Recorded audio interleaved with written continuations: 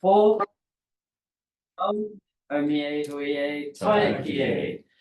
Thanks everyone. Right, so what else do we need to do here? First of all, apologies from what I can tell. Brian Cadogan, Steve Hill, Alex Palmley, Glenn Lewis, and potentially Richard Saunders and Sandy. Oh no, there's Richard. Welcome, Richard. Sandy may join us online, so it could be an apology for lateness if I missed anyone. Simon Chambers. Simon Chambers, thank you very much. Right, so we got the minutes there. Somebody want to confirm those as true and accurate? Tamer seconded. Yeah, thank you very much, Gary. All in favour? Aye. Against? Carried. Yeah.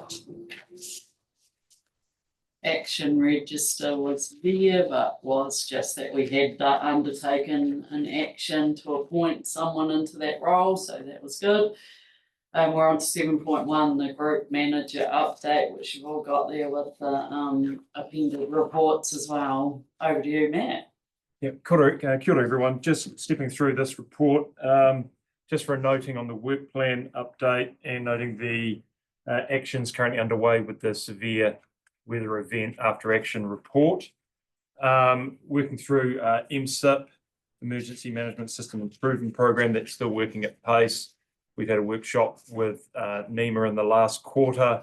I'd like to thank QLDC for supplying the services of Bill Nicol to that to provide advice on the day.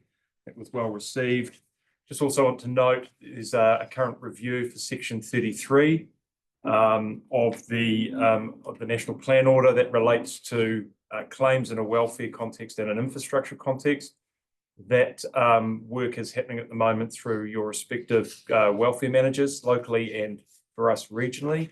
And we're looking at putting together a submission through the Welfare Coordination Group. So work is currently underway and that information should have gone out today.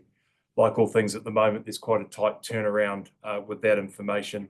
There might be a few fish hooks in that we can speak to at a later date once we've formed up our thinking. I'd like to update that we've sent seven staff up to Nelson Tasman to assist in response efforts there. That also helps us meet some of our corrective action recommendations there around exposing our staff to those response environments. So that was well received within that context. Also updating that our group plan at the moment, our review has been stunted a little with staff absences. We're working through some possible support with the Regional Council's policy unit, particularly with pauses at the moment around other plan processes through the RMA. So we're working through that with them. You'll see attached to here the annual work plan report, and I'll step through some of those details in a second, but that's attached here as Appendix 1. I've also created a brief table just to give a summary outline of activities and deliverables for this year. There's a lot of similarities as we look to establish our work plans from last year through to this. But again, continued support for AF8, regional risk assessment integration. This sort of leads on from the good work that the Regional Council's Natural Hazards team has done around their regional risk exposure and bringing that into a CDM context. That'll really be a driver for our group plan in terms of where we focus our efforts at a community level. So there's a great piece of work there we're looking forward to utilising. Some additional detailed work around flood modelling for the Lower Taieri. That leads on from the flood modelling work we've done this year for the Leith Lindsay catchment. It's got some really good data and information out of that. That's leading some really good focused planning activity. Training and capability. Again, there'll be more of a substantive update at the end of the work plan report, but that's a multi-year activity for us as we look to deliver on that strategy. Hazard planning, again, looking to operationalise all the hazard plans we have within D4H. So there's good contextual plans ready to go for council staff when they need them. Auditing and insurance, there's work afoot nationally with NEMA appointing a Deputy Chief Executive into the assurance role. We're working through what that means for us and how we actually bring that assurance framework into a group construct and report on those assurance measures through this community and through KEG as well. Operational systems as we land our GIS strategy in more detail and work in the recovery space on creating a recovery toolkit. That'll be a toolkit designed for local recovery managers, a one-stop shop for local recovery information. We put that together. And then again, more information on public education, maintaining growth and online presence, etc. Continuing to deliver our Clued Up Kids program. We'll have real focus on trying to establish that in Dunedin City over the next couple of years. A real challenge there, as you can imagine, engaging into those schools and getting that up and running, although well established across all the other districts within the region. And then ongoing work in the community resilience space as well. Happy to pause there before I move on to the after action review. Any questions? Yeah, any questions? No. Appears not to be. Nice and clear. I think Dunedin City, in terms of their community resilience groups meet. Oh, Seem we to be- might just hear it, sorry, for those online, it really helps if we use our mics, thank you. So lined it all up, but then I didn't. Yeah, thanks. So for Dunedin City, we seem to be a bit behind the pace here on the community resilient groups. I can provide a more fulsome update when I get to that in the work plan report. Sure. If you like, and we can sort of speak through. In the work plan report, Yeah. but you haven't got to go down. All right, thank you. There we go. I'm looking, got a bit of QLDC envy going on here. Yeah. Find out what the story is. Thank you. Right. So in terms of the after action review, as you're aware, coordinating executive group commissioned an independent report into our activities in the severe weather event last October. We've come out with a number of corrective actions. We're just working through a process of the impact on emergency management, Otago and councils to deliver on those corrective actions. KEG has just called for more detailed assessment across that, and we'll be providing that information to them in the next committee before the end of the year, hoping to land those corrective actions moving forward.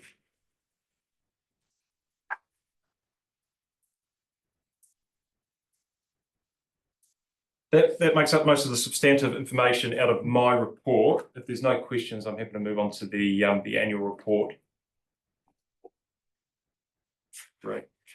Look, I'll drill in and focus. As you can see, most of the tracking's favourable across most activities. It's delivered within green.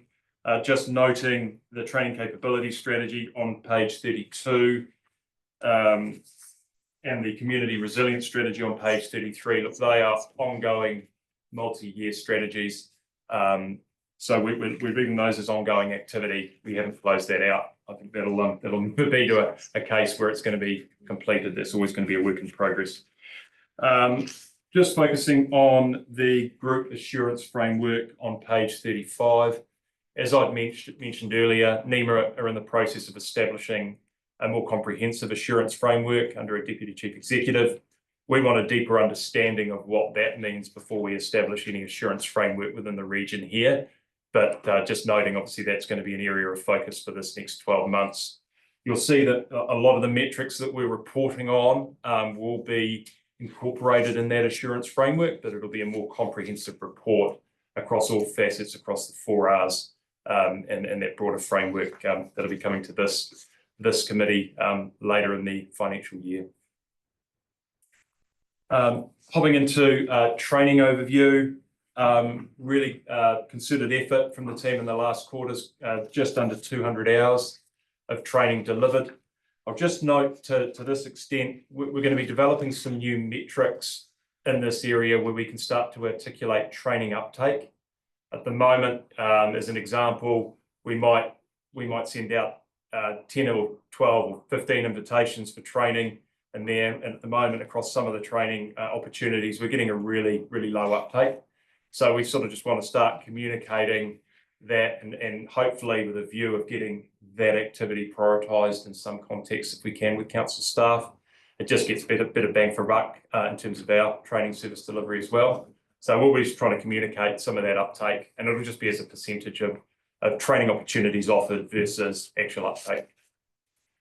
Mike, you can go now. Oh, thanks, Richard. And just following up on that was one of the things that KEG asked you to go away and have a little look at again. Yep. Because I think we were there was concern amongst CEs about the amount of training, the amount of time and the capacity of the organisation to actually, speaking for our organisation, supply people to the level of training that was requested. So part of the ongoing work that Matt and his team are doing just to refine that a little bit. Yes, yeah. I guess that the challenge we have in that space is with every exercise that we have, and every after action review, we have staff calling for more training. So we always just have to find that happy medium across that. Yeah, absolutely. Obviously, there's also a breakdown of training activity by council there as well on page 36, with a broader capability statement there on 37 with that table, acknowledging we've got a bit of work to do, particularly across Waitaki at the moment and Clutha. Yep. Can I just ask on that, Mike, with the after action review, that training's increased from 8 to 16 hours, are we struggling to deliver 8? I couldn't answer that, but I know that we had some concerns about the ability, our ability to service twice that level. So I suspect we are probably struggling to service 8 just with the demands on staff. Yeah, but I mean, again, equally we recognise it's an important thing to do. So trying to, I suppose, I think the point is how do we maximise the training hours that we use and use them most efficiently. Matt and his team are across that, I'm sure. In real terms, what that looks like for us in terms of that increase is we'd be looking at 1 hour of training a month, and that would probably be February through November, acknowledging sort of shutdowns and some of the challenges around January, December. So that gives us 10 hours, and then we're probably looking at an 8-hour exercise a year, and that would meet that 16-hour burden or investment, I should say. Richard. Perspective. Yeah. Freudian slip. Richard? Yeah, thanks, Christian. I'm just going to further to Mike and what Matt's talking about. The conversation at KEG on page 19, it just reflected in that training that the one of the challenges is the EMO capacity to deliver that effectively double the training load. And what the CEs were just reflecting is that there is a significant challenge for organisations to deliver on that double training load. So it's actually both sides of the training equation. It's Matt's team and actually the organisations themselves. So that was the sort of work that we were going away to, or Matt and the team were going to go away and report back on, and we'll obviously need all the councils to feed in on that as well.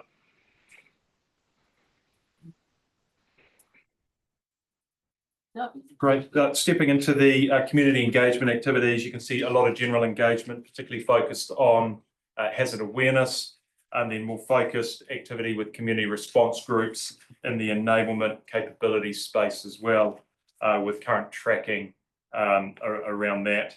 Also acknowledging, Mayor Raddick, your comments around the activity at the moment as it relates to Dunedin City. Look, I'm pleased to say we've hammered out a bit of an MOU with executive there around what's expected in that space, and we're looking forward to engaging, particularly with your community boards as your primary port of call for delivering that activity. So that's something that we're ripping into now. So that's the page 24, right? Yeah. With what those graphs show. Yeah. Thank you. The other information is as it stands, and happy to take any questions. Any questions? Mike? No, not a question, but sticking with page 24, I raised this, Matt. I've raised this before. I raised it at the meeting that you were unfortunately away for. I mean, I do have, as much as Jules may have some envy about the number of community resilience groups, I also have some concerns about making sure that we don't have too many. We've got almost individual streets that want to be their own community resilience group, and then they want their own little container and they want their own bucket and spade. So I think while it's great that people are interested, I think there's an element of which the team have to manage that and say what are actually logical size groups to have. And I well imagine, and and Luggett, Kingston, they are distinct communities, all but Kelvin Heights, with respect to their enthusiasm, but Kelvin Heights is just in the centre of town, doesn't need its own resilience group. So it's just my caution that we don't end up having too many, because often I suppose my risk is They then rely on the enthusiasm of 1 or 2 people. Those 1 or 2 people move on, and then the whole thing falls into abeyance anyway. So, so I'd rather see less is more in some respects from my perspective. Look, I will say to that extent that I think we're relatively well placed. There is a concerted focus as part of system reform on how we expand and develop that community hub model. So that certainly has the eye of Cabinet at the moment. And I think we're relatively well placed in that space in terms of the model we've developed, the strategy that we have, and the groups that we have either developing or in place. Just looking at the full map of Otago, same thing though, the resilience groups and the colour coding on forming operational or something which I Training. can't read because it's really small training, yeah. So we haven't got any at 100% operational, is that right?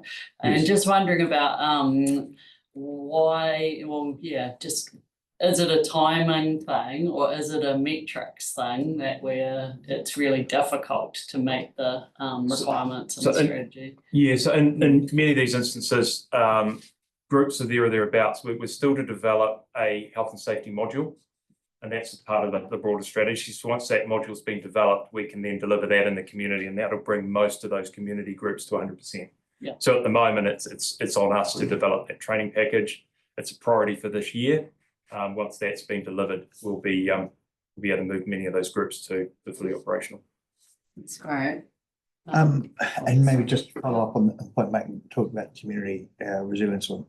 That the neighbourhood hubs, community hubs is quite in some of the bigger cities. I mean, it's almost every school's a community hub type thing. So but they're not resourced as these facilities are resourced with a container, a generator and all that sort of stuff. It's more around a focal point for the community to come to organise themselves without the dependence of the equivalent of Matt's team supporting them. And that model seems to have been accepted, certainly in the Wellington region, and seems to be quite effective. And it's a very light touch for the remote. It's more just an education piece. Yeah, absolutely. Yeah. Thanks, Peter. There you go. Doesn't appear to be any more questions. So you need none online. So we've just got the recommendation to receive the report, note the work plan update and note the severe weather event after action report there. So I'm happy to do that. Does somebody want to second that? Kmart, thank you very much. I am just wondering if this is the time. I was going to leave it till the end, but this is the group manager report.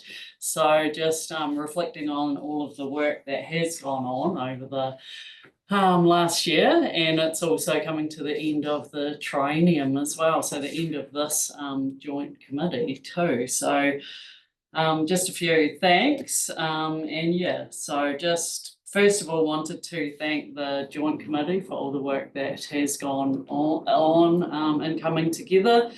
And I guess presenting a model and one of our few where councils can come together as sometimes when they're not locked out of the door, come together as a joint committee, and it works really well. We can make decisions, we can work together under adverse events and move forward in a structured and planned way through some of the toughest times together.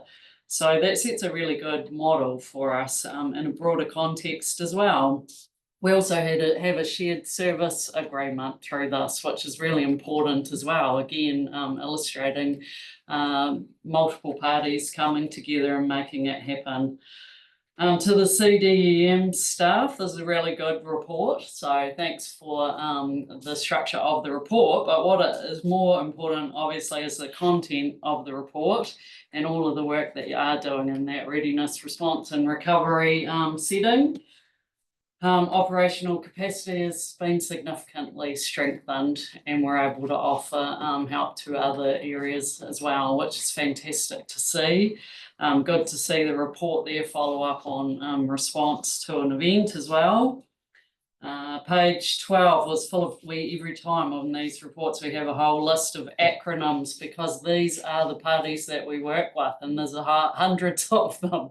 So bringing everyone together in a structured way is really important. 45 community resilience guides there, so that is a huge increase and really great work there getting that underway. Mana Whenua partnership as well, the work of Mauriri in the Araita Uru emergency facilitator role, and just recognising that as well. Training, 50 sessions held.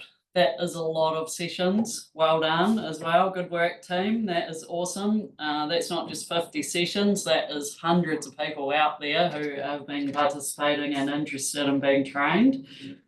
Sound financial oversight, and we'll see that in a minute as well. And some absolutely great people attracted to the team too, and that we work within the broader context as well.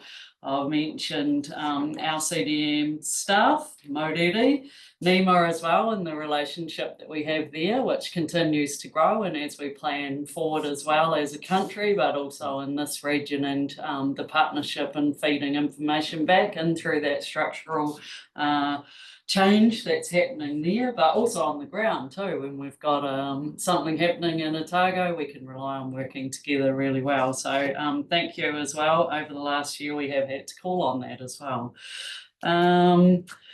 Right, so what else? Lifelines is coming up too, so awesome, great work there that's been building too. There's more we can do, but I like the reporting that's coming through as well, and the transparency there, and we can see where we can build strength further, so that's really good.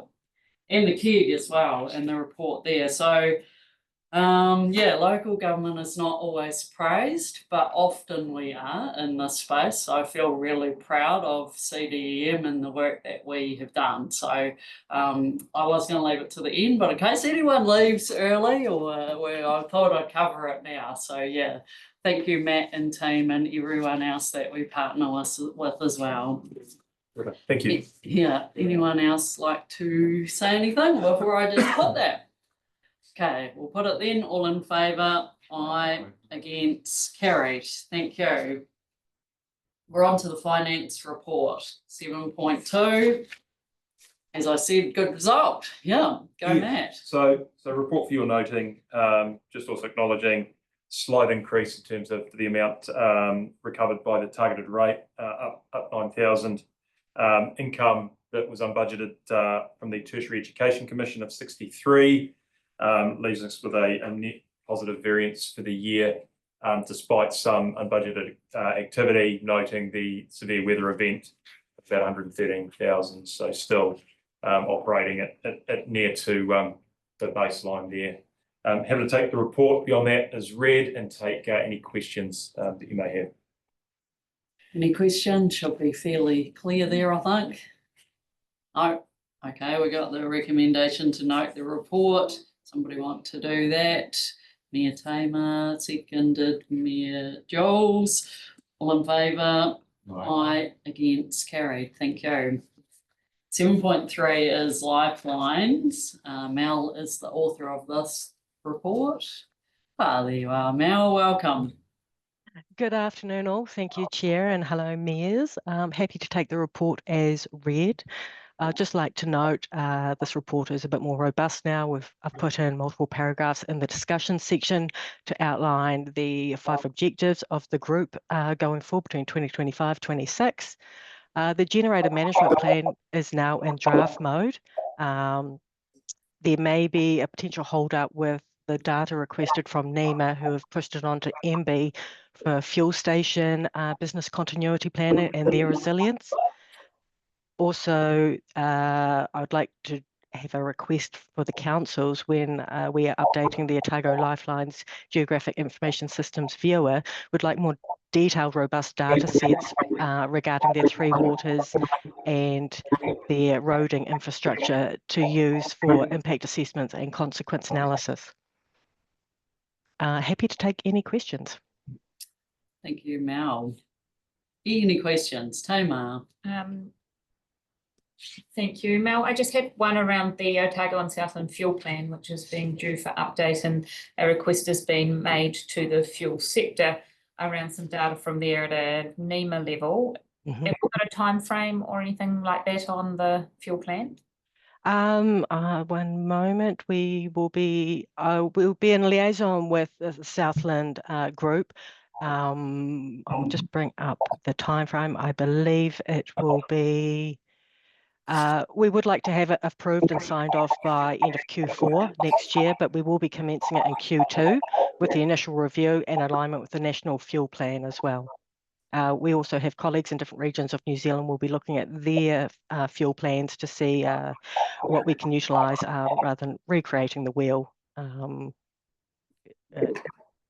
Basically keeping the fuel plans quite consistent across New Zealand. That'd be great. And I did see that data captured from the generator survey was going to feed into that as well. So. Exactly, yes.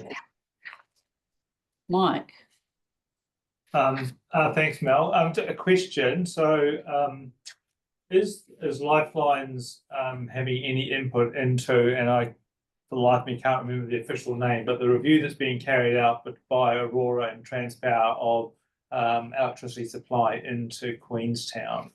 So we will be having Aurora speaking to the Lifelines meeting Wednesday next week on the Electrify Queenstown. Bill Bulling will be talking to that with had assistance from Bill to bring that aboard to just advertise the consultation period that's currently open. Yeah, that's great. And I mean, I'm not sure whether that might translate into Lifelines having putting a submission in, but it's good. It's fantastic that that's connecting up. Yeah, it is. Yes. Thanks, Mel. Go, Tamar. One last thing, I know we spoke about it last time, was that frequently the list of apologies was greater than the list of attendees at these meetings. So it's pleasing to see that that has completely reverted in the minutes from the June Lifelines group. Yes, that's a great turnout, and we have had apologies come in, and I can see the meeting invites have been forwarded on to delegates of non-attendees. Don't think there's any further questions, but yeah, just a note that the structure of the report's really helpful. Thank you. It's really good to have that transparency, as I mentioned earlier, and I think Matt mentioned as well with his reporting indices and the fact that we are going to need to report in a structured way, that we're already well prepared for that. So thanks for the work that you've done. It's very evident there. Thank you. Thank you. Yeah. Right, so is that recommendation is receiving this report and noting the updates. Tamar will move. I can second. All in favour. Aye. Against. Carried. 7.4 is the EMO Community Resilience Survey. Once again, awesome. 1,605 residents responded. Erica. Thanks. Can you hear me okay? We can, yeah. Great. Thanks, Madam Chair, and good afternoon, everybody. I'll take the report as read, and I'd like to take the members through the presentation. If you just give me a moment, I'll bring that up and I can provide further commentary. Can you see that? Oh, good. Yep. Lovely. Thank you. Great. So the 2025 EMO Community Resilience Survey that was undertaken towards the end of June. And the purpose of the survey was to help our residents become more resilient to emergencies. The survey aligns with NDRS, with the objective 1 of our Emergency Management Community Resilience Survey and our annual plan. Specifically, we were looking for information on people's knowledge of our hazards, how they prepare for an emergency, and what information channels that they use. Today, we're presenting just a little bit of an overview of the insights that we were seeking from our community survey. So we wanted to understand the knowledge around hazard and risk, like I mentioned, what's the attitudes and perceptions to preparedness, where are preparedness levels at, has there been any movement from the last survey or two, and evaluate our existing communications channel. Within the survey, we take an opportunity to provide further information for our communities. Sort of we can link them into further preparedness activities. So the approach used, developed a 30-question sort of 10-minute online survey. We used a number of channels to promote the survey. And we also sent out emails across Otago to our own networks, stakeholders and subscribers. As you mentioned, Madam Chair, we received just over 1,600 responses to the survey. You'll see the breakdown there from each district. And then just some key demographics. You know, we had the females seem to answer or respond to the survey more than males. And particularly, I just wanted to highlight living situation. You know, 466 people either lived alone, flattered, or had a young family. So that's a pretty good number of those people who have responded this time around. So what's working well with you know, with the responses that we've received? Participants really showed a strong sense of personal responsibility. Many felt that it was their duty to look after themselves and their families. And participants relied, you know, on a diverse source of information during disasters. They often mentioned things like battery-powered radios and local networks, and those were seen as, you know, really dependable sources of information when electronic services may fail. I think the other thing worth noting is community involvement is really a key strength to emergency preparedness. And many participants, you know, did engage with local community resilience groups or neighbourhood support, as an example, to help develop plans to enhance their resilience. What does need some work? We still see, we've seen a improved or a slight growth on those people that do have a household emergency plan. And this year we included a question around it doesn't necessarily have to be a formal, you know, handwritten hard copy plan, but have you actually had an informal conversation with those close to you? So we have seen a slight increase there. And participants showed sort of varied preparedness for tsunami risk. You'll see some comments there around, you know, people think they need or believe that they need more signs, and there are a lot of tourists who may not know the routes. I'm getting really strong feedback. I'm hoping it's not transferring into the room there. Probably fine here, but sorry about that. Yeah. Okay, that's fine, as long as it's not that bad for you. So just sort of doing some comparisons from this year and last year. So, you know, we've seen quite an increase on the people who know where to find information about hazards. You know, people cited things like online resources such as the, you know, regional council hazards portals, local council websites, and social media. And people who understood that, you know, the hazards may change over time due to climate change, you know, that's you know, clearly there's some varied opinions on that. However, most people believe that there will be some impact on the hazards, you know, to our extreme weather events, storms, floods, rising sea levels, etc. And as mentioned before, a number of people do have a really good understanding of the hazards that are in, you know, either at home, work, or areas that they play in, and the consequences of that. A number of people also responded that they'd, you know, been involved in things like the Christchurch quakes, which, you know, really gave them a bit more of an overview of hazards and an awareness of hazards around them.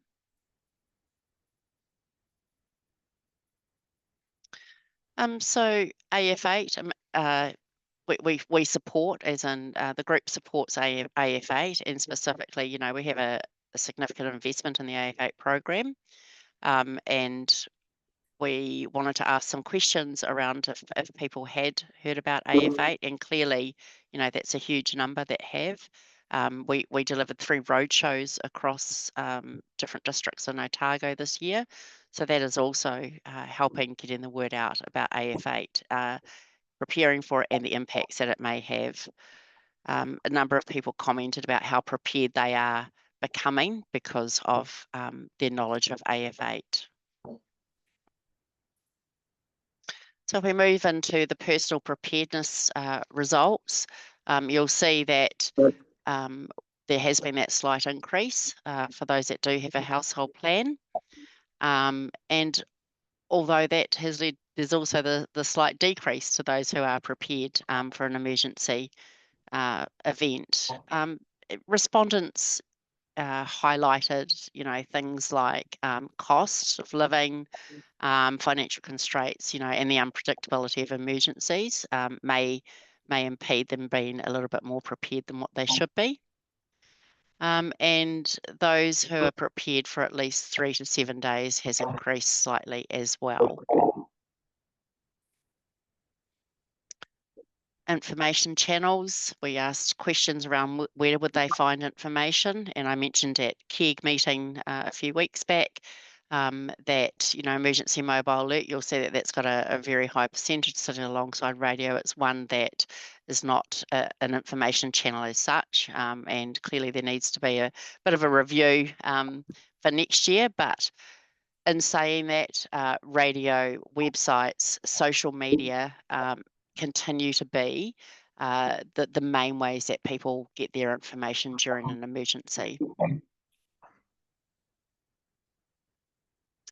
So the next steps, we've identified that in alignment, you know, with some other key initiatives to increase public readiness and community resilience programs, that we should focus this year on delivering a household emergency campaign across Otago. This is already underway, the planning for it. And at the same time, we would take an opportunity to raise the profile or awareness of our local community resilience groups. Finally, part of the campaign, we had one grab and go bag to give away in each district, and there's a photo there of Vanessa on the left from Dunedin City receiving hers, and Lee on the right receiving hers from Waitaki. So I'll just escape out of that, and thank you. And are there any questions? Just checking. Matt has a question. No, Matt's no comment. Thank you. Look, I thought I'd just make comment most relevant here, particularly as it relates to that monitoring, the alerting space, particularly around critical communications. It's becoming a real feature in the current inquests that are underway in relation to the North Island severe weather events. So once those are completed, we'll have a deeper understanding and recommendations there. But I just sort of mention at this point, there has been a real focus from an inquest perspective on that critical communications piece and how important it is. So even though we talk about an EMA in this construct, it really does have real world implications, and we'll need to understand moving forward what our expectations are, particularly from an inquest perspective as well. So we'll feed back into the mix once those recommendations are made. And a question on that, what do you mean by that? You mean in terms of getting Maybe use the internet mic communications into, Yeah. you mean getting internet communications into remote or cut off communities, or what do you mean by that? No, it's more around the timely issuance of emergency mobile alerting in the face of oncoming hazards and risks, particularly around when we're choosing to send out the alerts and how we're alerting people, and particularly in those places that perhaps don't have cellular connection, and how we reach those locations as well. So there's a lot of commentary in that space. Right. Well, further to that, there's the graph right near the end, page 80, on information channels. I see we have, you know, radio being number one and emergency mobile alert, as mentioned, but then emergency management Otago at 57%, and then down to community emergency hub or SIL, and then emergency management Otago is mentioned again at 43%, and then EMO X at 16%. What does that mean? I can speak to that. So that's just a couple of words that were missing out of those graphs. So one of them is the Emergency Management Otago website, and the other one is the Emergency Management Facebook page. It just hasn't been able to capture it quite succinctly in the graph. So apologies for that. Right. And so which is the higher, the Facebook page? I knew you were going to ask me that.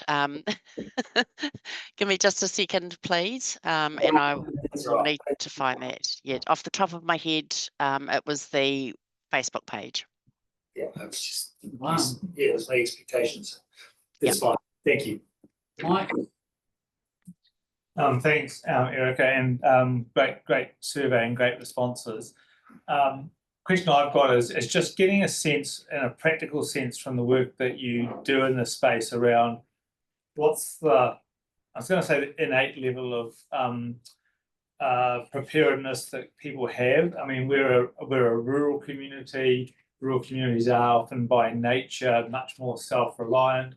If I think of how I would answer this question, I have nothing formally prepared, but I've got lots of tramping gear, lots of cookers, lots of heavy sleeping bags. Everybody in QLDC does, you know, and so that sense of differentiating what urban communities versus rural communities, you know, outdoor communities versus perhaps the elderly, and how that might inform how we message and plan for some of what we do in this space. Yeah, absolutely agree. You know, we can drill down into many different demographics as a result of the survey, but, you know, generally we do see that those people who are more in a rural community, or like you say, more in a sort of an outdoor community, they are more prepared, although they may answer that question. That was why the prompt that we put in around the informal sort of discussion about being prepared. So yeah, look, I think that there's definitely opportunities for us to maybe focus more on those who are maybe disproportionately, you know, affected by emergencies as we go into developing, you know, future campaigns. Yeah, no, that's great. I think that's exactly where we need to go. Thank you. Gary, any other questions? No?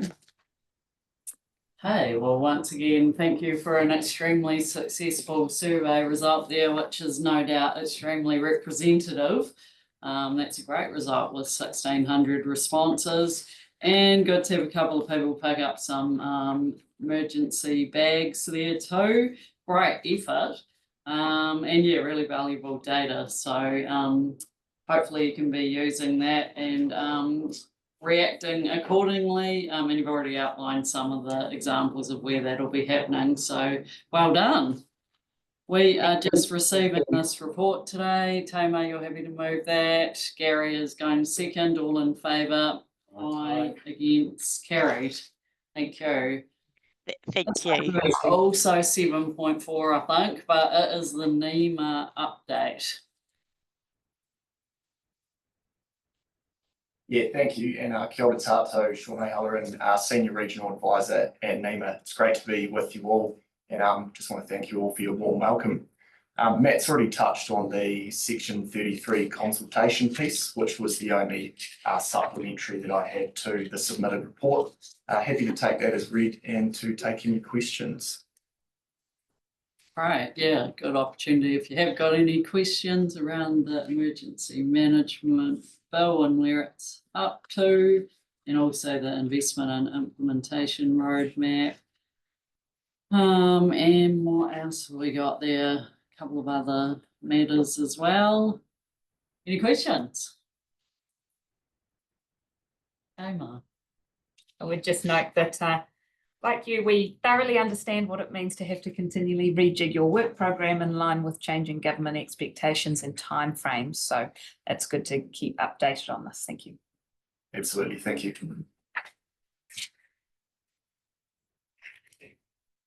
No other questions. We've probably been reasonably well linked in on this one. also had the opportunity to meet with the minister through this role as well in a workshop as well early on, which was really helpful.